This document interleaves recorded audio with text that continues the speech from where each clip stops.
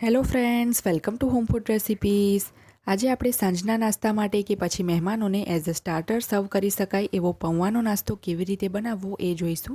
ખાવામાં આ ઉપરથી ક્રિસ્પી અને અંદરથી સોફ્ટ લાગે છે અને ફક્ત 15થી 20 જ મિનિટમાં આ નાસ્તો બનીને તૈયાર થઈ જાય છે.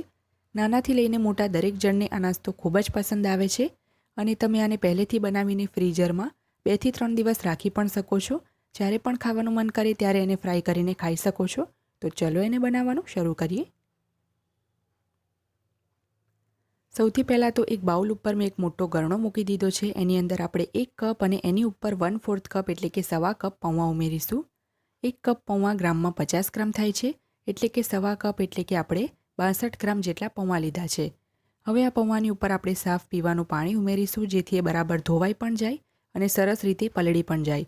પૌવાને આપણે સાઈડ પર રાખીને 5 થી 7 મિનિટ માટે પલળવા દેવાના છે, જેથી એ સરસ સોફ્ટ થઈ જાય. 5 થી 7 મિનિટ પછી મેં એક બાઉલ લઈ લીધો છે. એની અંદર આપણે પલાળેલા પૌવા ઉમેરી દઈશું. પૌવા એકદમ સરસ પલળીને સોફ્ટ થઈ જવા જોઈએ. હવે એની અંદર આપણે 200 ગ્રામ જેટલા બાફેલા બટાકાનો માવો ઉમેરીશું. 2 મીડિયમ સાઇઝના એટલે કે 200 ગ્રામ જેટલા બટાકાને મેં બાફીને છોલીને મેશ કરી લીધા છે. હવે આપણે બટાકા અને પૌવાને બરાબર મિક્સ કરી લઈશું, જેથી બંને એકબીજા સાથે એકદમ સરસ મેશ થઈ જાય. તો તમે જોઈ શકો છો કે બટાકા અને પૌવા સરસ મિક્સ થઈ ગયા છે. તો હવે એમાં આપણે બાકીની વસ્તુ ઉમેરીશું. તો અહીંયા મેં 2 નંગ લીલા મરચાં ઝીણા સમારીને ઉમેર્યા છે. 1 ચમચી જેટલું આપણે એમાં છીણેલું આદું ઉમેરીશું. 1 ચમચી આપણે ઝીણા સમારેલું લસણ ઉમેરીશું. જો તમારે આદુ લસણ મરચાંની પેસ્ટ લેવી હોય તો પણ લઈ શકો છો. એક નાની સાઇઝનો કાંદો આપણે ઝીણો સમારેલો ઉમેરીશું. કપમાં આ 1/4 કપ જેટલો છે. 2 મોટી ચમચી એટલે કે 2 ટેબલસ્પૂન આપણે ઝીણી સમારેલી ફણસી ઉમેરીશું. 2 મોટી ચમચી જેટલી આપણે એમાં છીણેલી ગાજર ઉમેરીશું. તમારે ચોપ કરીને લેવી હોય તો પણ લઈ શકો છો. હવે આપણે એમાં 1.5 મોટી ચમચી એટલે કે 1.5 ટેબલસ્પૂન ઝીણા સમારેલા કેપ્સિકમ ઉમેરીશું. 1/4 કપ આપણે એમાં ઝીણા સમારેલા લીલા ધાણા ઉમેરીશું. હવે આપણે એની અંદર મસાલામાં 1/4 ટીસ્પૂન એટલે કે 5 ચમચી ગરમ મસાલો ઉમેરીશું. 1/4 ટીસ્પૂન એટલે કે 5 ચમચી આમચૂર પાવડર. અડધી ચમચી જેટલો આપણે ચાટ મસાલો ઉમેરવાનો છે. 1 ચમચી જેટલું આપણે કાશ્મીરી લાલ મરચું પાવડર ઉમેરીશું અને સ્વાદ મુજબ આપણે એમાં મીઠું ઉમેરીશું. હવે આ બધી જ વસ્તુને આપણે બરાબર મિક્સ કરી લઈશું. જો આમાંથી કોઈ પણ શાક તમારે વધારે ઓછું કરવું હોય કે સ્કીપ કરવું હોય તો કરી શકો છો. અને બાઇન્ડિંગ માટે આજે આપણે આની અંદર કંઈ જ નહીં ઉમેરીએ, ના મેંદો કે ના કોર્નફ્લોર કે ના બ્રેડ ક્રમ્સ, કારણ કે ઓલરેડી આપણે એમાં પલાળેલા પૌવા યુઝ કર્યા છે. એ જ બાઇન્ડિંગનું કામ કરશે. તો એક્સ્ટ્રા આપણે કંઈ પણ આમાં ઉમેરવાની જરૂર નથી. તો તમે જોઈ શકો છો વગર કંઈ ઉમેરી એકદમ પરફેક્ટ બાઇન્ડિંગ આપણા મિશ્રણનું આવી ગયું છે. આ રીતે લોટ બાંધતા હોય એ રીતે થઈ જવું જોઈએ. તો હવે આપણે 2 હાથને તેલ લગાવીને ગ્રીસ કરી લઈશું અને આમાંથી થોડુંક મિશ્રણ લઈને આપણે હાથથી પહેલાં તો ગોળ શેપ આપી દઈશું. એ પછી આપણે આ રીતે દબાવીને ચપટું કરી લઈશું. જો તમે આને ગોળ જ રાખવા માંગો તો પણ રાખી શકો છો. અહીંયા મેં આ રીતે ટિક્કીની જેમ એને ચપટું કર્યું છે.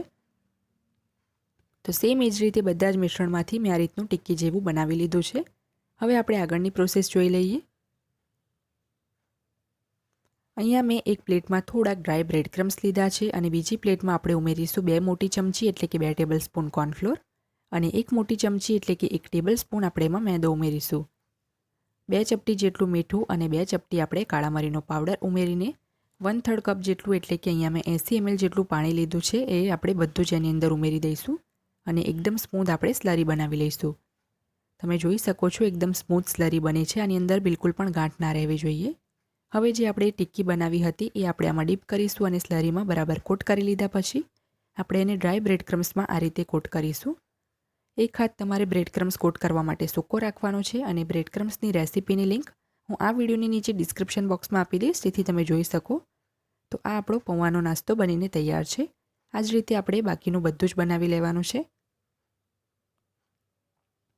અહીંયા મેં બાકીનું પણ બધું જ બનાવી લીધું છે. હવે આપણે આને ફ્રાય કરી લઈએ. તેલ મેં પહેલેથી જ ગરમ કરવા મૂકી દીધું હતું અને જ્યારે તેલ સરસ ગરમ થઈ જાય ત્યારે આપણે આમાં એક એક કરીને ટિક્કી કે પછી કટલેટ તમે જે કંઈ પણ કહો એ ઉમેરી દઈશું અને મીડિયમ ફ્લેમ પર આપણે એને ફ્રાય કરી લઈશું. અહીંયા હું એકસાથે 5 જ એડ કરું છું. 5 હું બીજા બેચમાં ફ્રાય કરી લઈશ. શરૂઆતમાં તમારે આને બિલકુલ પણ ચમચો નથી લગાવવાનો, નહીં તો એ તૂટી જશે. થોડીક સેકન્ડ ફ્રાય થાય એ પછી જ આપણે એને ચમચાથી ફેરવતા રહીને બંને બાજુથી લાઇટ બ્રાઉન થાય ત્યાં સુધી ફ્રાય કરી લઈશું.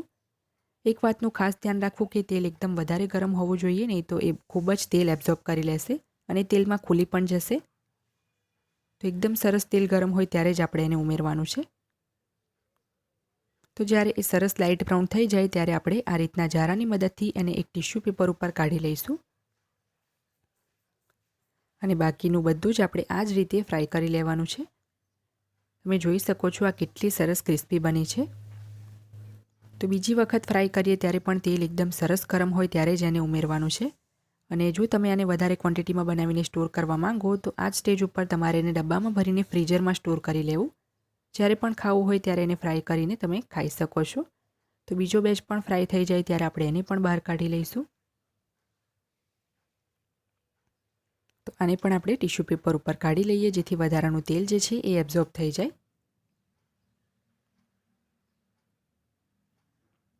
તો ફ્રેન્ડ્સ, અહીંયા હું તમને તોડીને પણ બતાવું છું કે ઉપરથી કેટલું સરસ ક્રિસ્પી અને અંદરથી એકદમ સોફ્ટ બન્યું છે. તો તમે પણ આ પૌવાના નાસ્તાને ચોક્કસથી તમારા ઘરે ટ્રાય કરજો. ફ્રેન્ડ્સ, જો તમને મારી આજની આ રેસીપી પસંદ આવી હોય તો મારા વિડીયોને લાઇક કરી, શેર કરી, ચેનલને સબસ્ક્રાઇબ કરવાનું ના ભૂલતા. સબસ્ક્રાઇબ બટનની બાજુમાં જે બેલ આઇકન છે એને પણ દબાવજો જેથી તમને મારા આવનારા તમામ નવા વિડીયોની જાણકારી સૌથી પહેલાં મળે. અને જો તમારે મારો આ જ વિડીયો હિન્દીમાં જોવો હોય તો એની પણ મેં લિંક નીચે ડિસ્ક્રિપ્શન બોક્સમાં આપી દીધી છે.